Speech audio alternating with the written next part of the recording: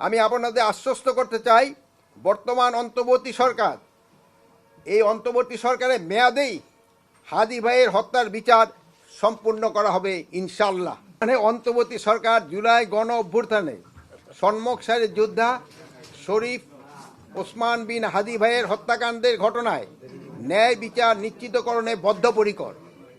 আপনারা জানেন, এর প্রকৃত ঘটনা উদ্ঘাটনে পুলিশ, বিজিবি, র্যাব ও অন্যান্য গোয়েন্দা সংস্থা নিবিড় এবং সমন্বিতভাবে কাজ করে যাচ্ছে। এই হত্যাকাণ্ডের তদন্তে যথেষ্ট অগ্রগতি সাধিত হয়েছে। তদন্তের স্বার্থে এবং প্রকৃত অপরাধীদের এবং মদতকারীদের শনাক্তের জন্য এখনই সব কিছু প্রকাশ করা যাচ্ছে না। তদন্তের স্বার্থে যে অংশটুকু জনসমক্ষে প্রকাশ করা সম্ভব তা আপনাদের সামনে তুলে ধরেছি এবং এই বিষয়ে ডিটেল কিন্তু ডিবি আজকে আপনাদের জানিয়েছে। মামলা চলাকালীন এ যাবৎ 11 জনকে গ্রেপ্তার করা হয়েছে। গ্রেপ্তারকৃতরা হলো ঘটনার মূল হোতা ফয়সাল করিম মাসুদের বাবা হুমায়ুন কবির, মা হাসি বেগম, স্ত্রী শাহেদা পারভিন সামিয়া, শ্যালক ওয়াহিদ আহমেদ শিপু, গার্লফ্রেন্ড মারিয়া আক্তার লিমা, মোহাম্মদ কবির, নুরুজ্জামান নোমানি ওরফে উজ্জ্বল, সিবিয়ন দিও, সঞ্জয় চিসিম, মোহাম্মদ আমিনুল ইসলাম রাজু, মোহাম্মদ আব্দুল হান্নান। গ্রেপ্তারকৃতদের মধ্যে 6 জন 144 ধারায় স্বীকারোক্তিমূলক 164 ধারায় স্বীকারোক্তিমূলক জবানবন্দি দিয়েছে এবং 4 জন সাক্ষী 164 ধারায় সাক্ষ্য প্রদান করিয়াছে।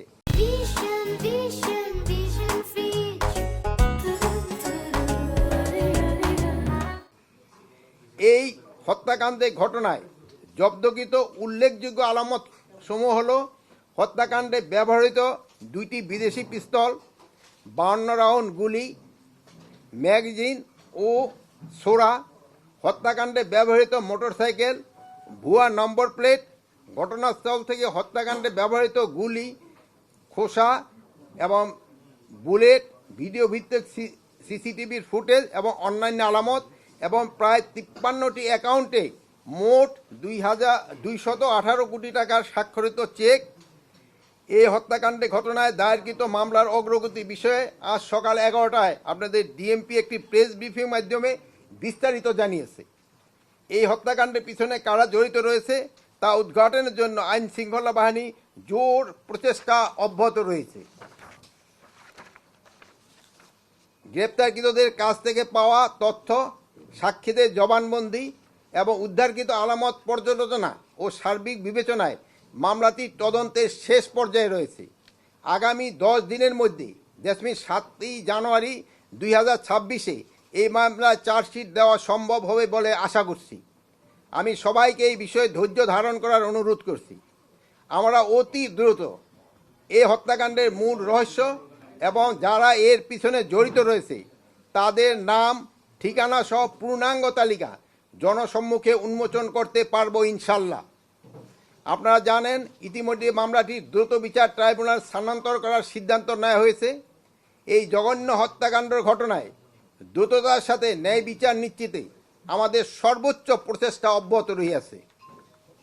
এ কাজে ব্যাঘাত ঘটাতে ফ্যাসিস্ট দোসর, দুষ্কৃতিকারী ও সন্ত্রাসীরা অনবরত তৎপরতা চালিয়ে যাচ্ছেন। সেই জন্য সবাইকে অনুরোধ করব, আমরা যেন এমন কোনো কাজ না করি যা আমাদের শত্রুপক্ষকে শক্তিশালী করবে এবং হাদি হত্যার বিচার প্রক্রিয়াকে বাধাগ্রস্ত করবে।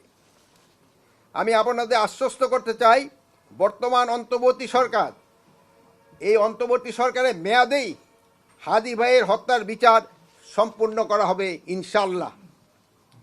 প্রিয় সাংবাদিকবৃন্দ, আমি বিভিন্ন রাজনৈতিক দলগুলোর অভ্যন্তরে ওত পেতে থাকা ফ্যাসিস্টদের দোসর, সন্ত্রাসী এবং দুষ্কৃতিকারীদের বিষয়েও দলগুলোকে সচেতন থাকার অনুরোধ করছি। বিভিন্ন রাজনৈতিক দলে কিছু নেতাকর্মী ভালোভাবে না জেনে ফ্যাসিস্টদের দোসর, সন্ত্রাসী ও দুষ্কৃতিকারীদের তাদের দলে স্থান দিচ্ছে বলে আমরা খবর পাচ্ছি।